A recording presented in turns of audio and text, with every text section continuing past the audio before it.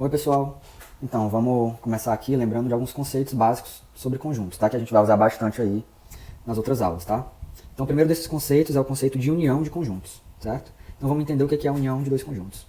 Dados os dois conjuntos A e B, a gente define a união entre esses dois conjuntos como isso aqui, ó. O conjunto formado pelos elementos que estão ou no primeiro conjunto ou no segundo conjunto, tá? Eu só preciso que o elemento esteja em um dos dois conjuntos, certo? Ou no conjunto A ou no conjunto B, tá bom? O próximo conceito é o conceito de interseção, né? Então, dados dois conjuntos A e B, a gente define a interseção entre esses dois conjuntos dessa maneira aqui, como sendo o conjunto dos elementos, onde esses elementos estão nos dois conjuntos ao mesmo tempo, tá? Na união eu preciso que o x aqui esteja em um dos dois elementos. Na interseção eu preciso que ele esteja nos dois ao mesmo tempo, tá? Presta atenção aqui, certo? Então vamos ver um exemplo aqui só para a gente ilustrar, que aí a gente lembra rapidinho o que é a união e o que é a interseção, né? Então, pronto. Então, nosso conjunto A, vamos dizer que ele é o conjunto que tem esses três elementos aqui. E vamos dizer que o conjunto B é o conjunto que tem... Não, vamos colocar mais alguma coisa aí, né? Vamos colocar aqui um D. Pronto. Então, vamos lá. Quem é a união? Quem é que vai ser a união desses dois conjuntos? A união desses dois conjuntos é o conjunto formado pelos elementos que estão no A ou que estão no B, certo? Então eu tenho que o A está no conjunto A, o B está no conjunto A, o C está no conjunto A, o D está no conjunto B e o 3 está no conjunto B, certo? Então aqui eu vou ter um conjunto que reúne todos os elementos desses dois conjuntos, tá? Já na interseção, eu preciso colocar só os elementos que estão nos dois ao mesmo tempo. E aqui o único elemento que está nos dois conjuntos ao mesmo tempo é o elemento B, certo? Então isso aqui vai ser um conjunto unitário. E vamos seguir aqui para o nosso próximo conceito, que isso aqui, por incrível que pareça, é até relativamente comum as pessoas esquecerem com o tempo, tá?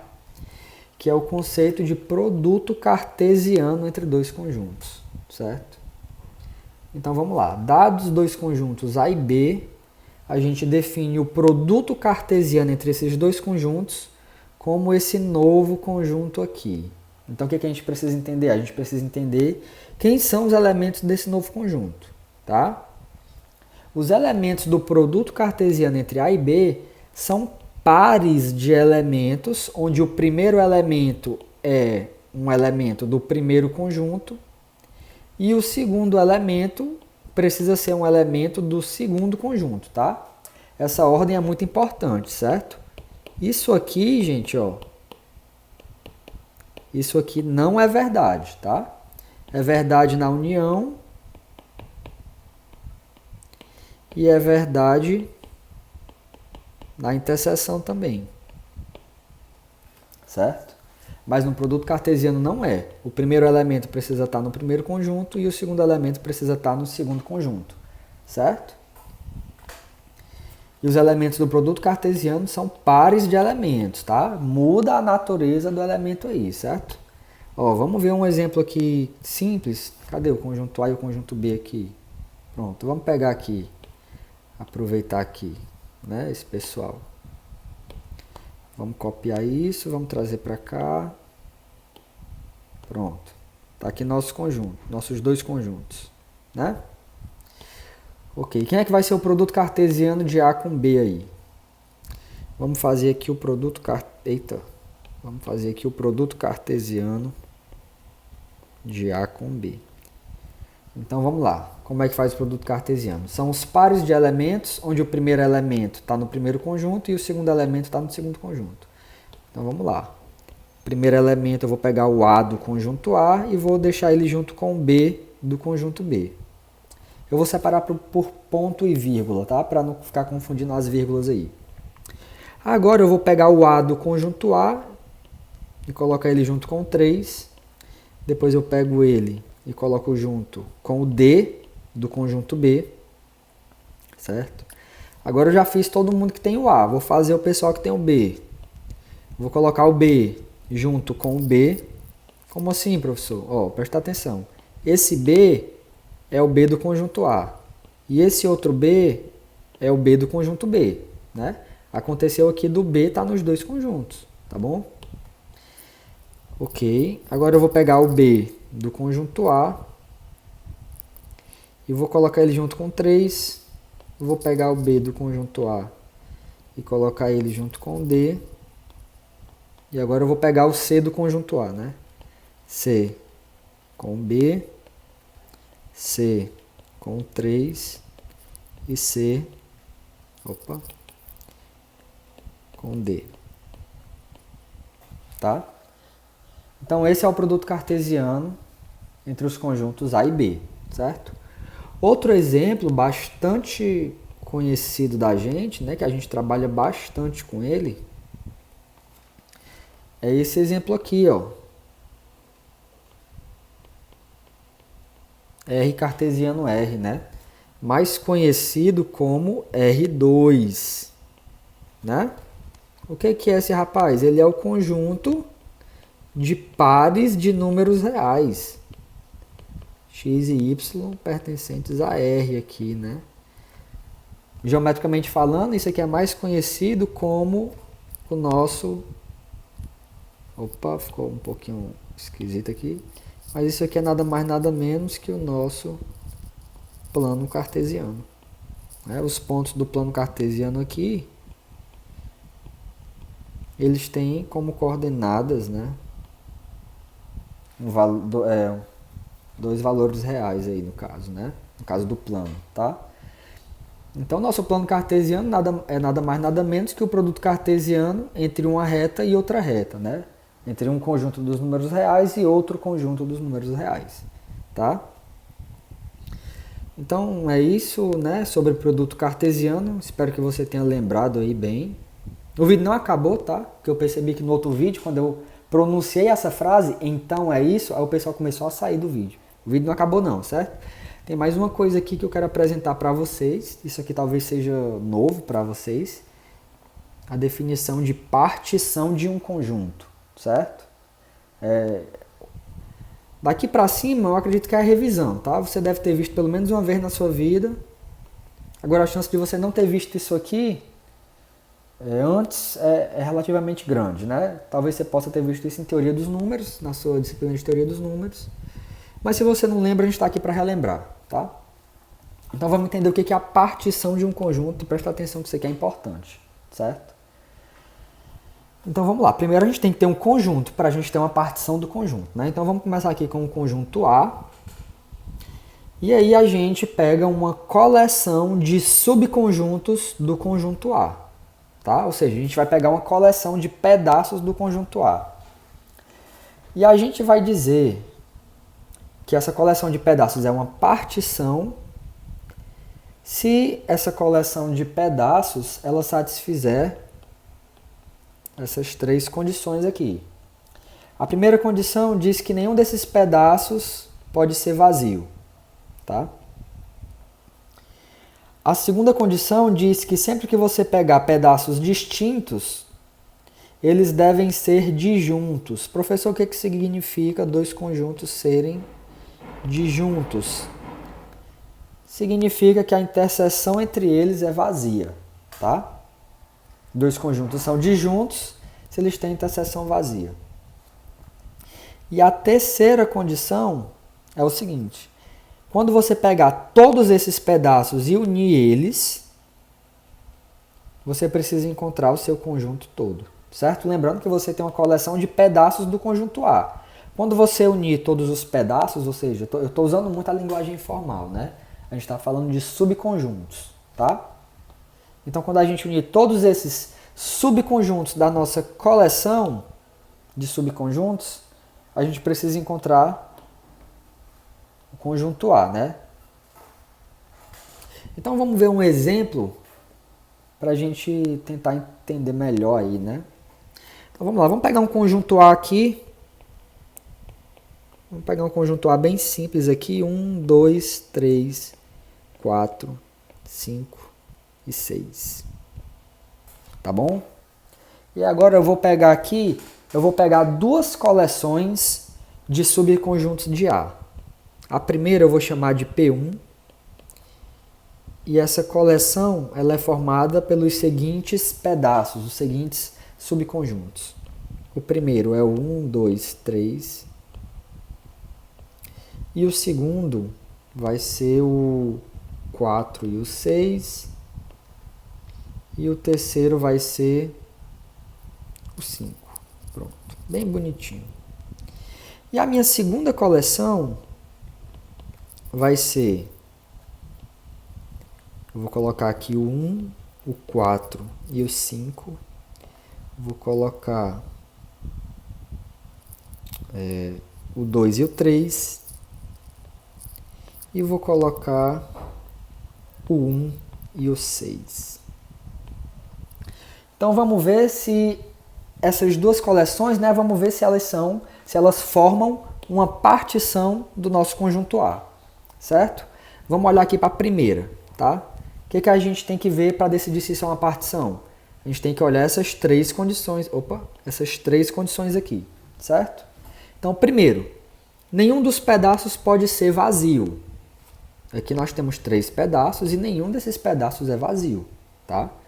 Então aqui a nossa primeira condição funcionou para P1, né? Para a nossa coleção P1. Vamos ver aqui agora a segunda condição.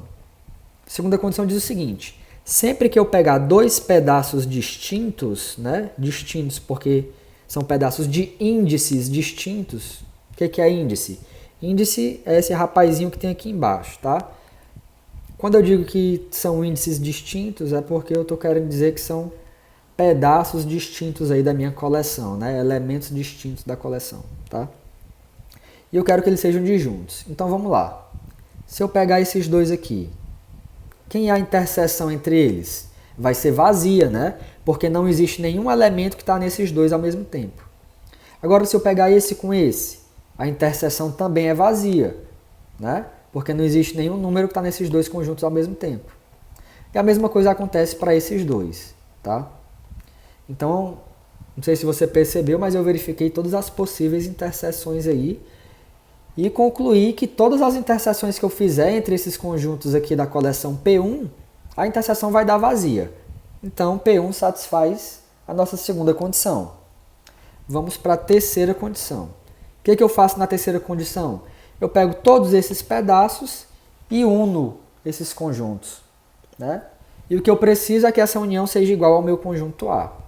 Então, se eu unir tudo isso aqui, eu tenho 1, 2, 3, o 4, o 5 e o 6, que é exatamente o meu conjunto A, tá bom? Então, aqui, a terceira condição foi satisfeita e, portanto, P1 é uma partição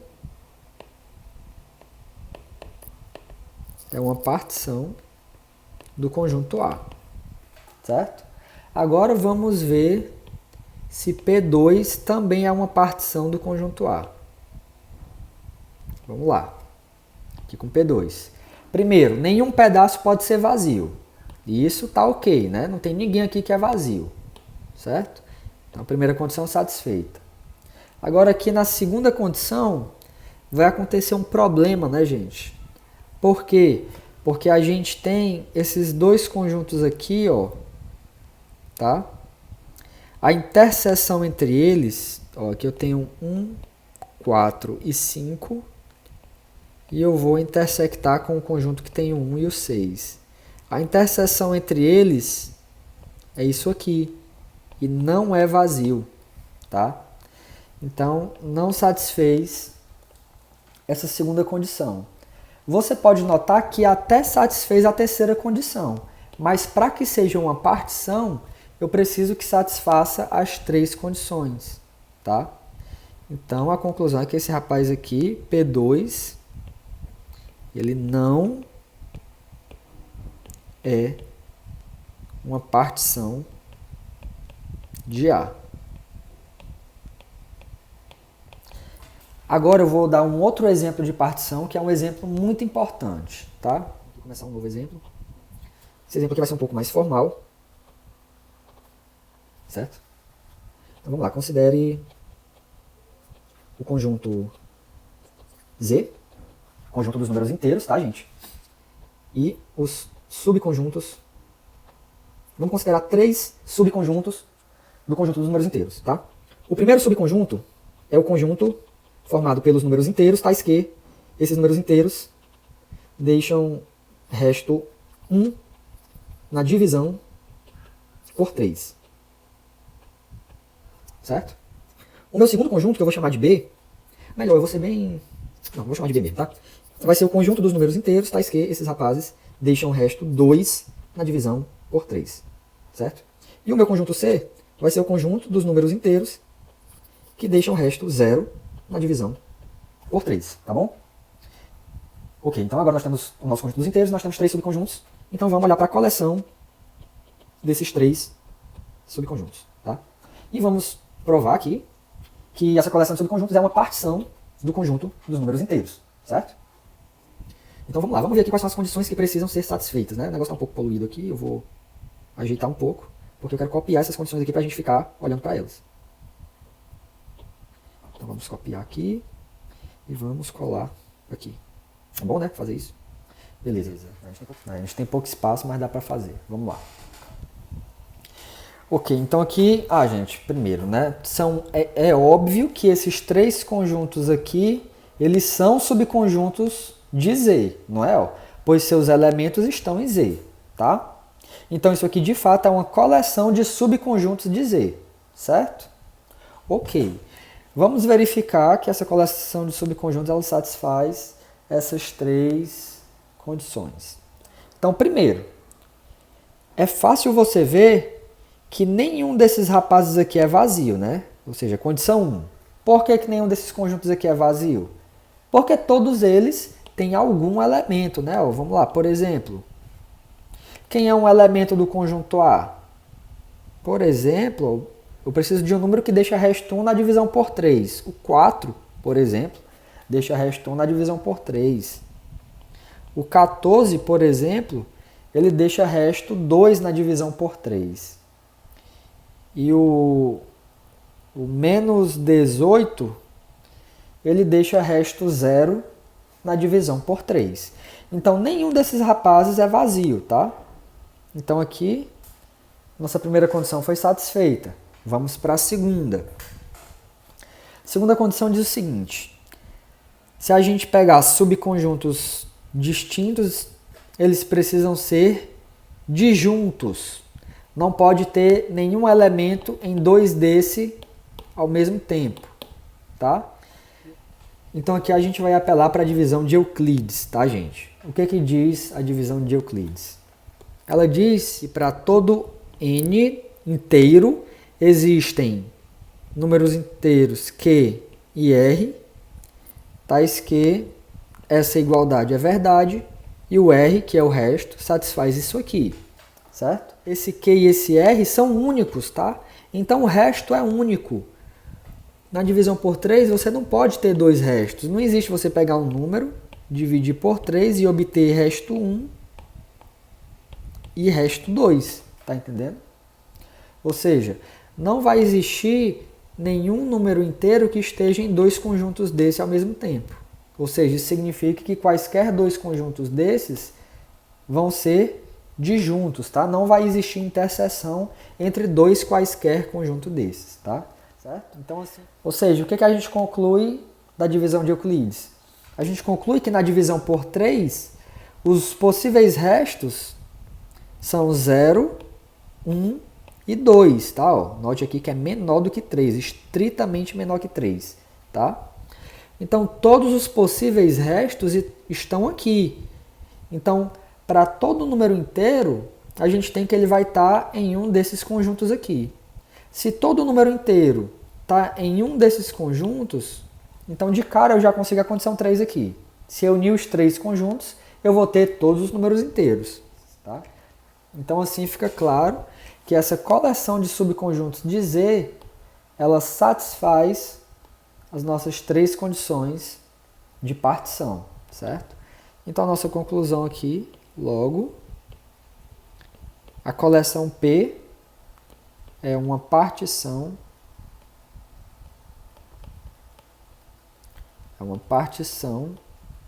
do conjunto dos números inteiros, tá? Um exemplo muito interessante por aqui.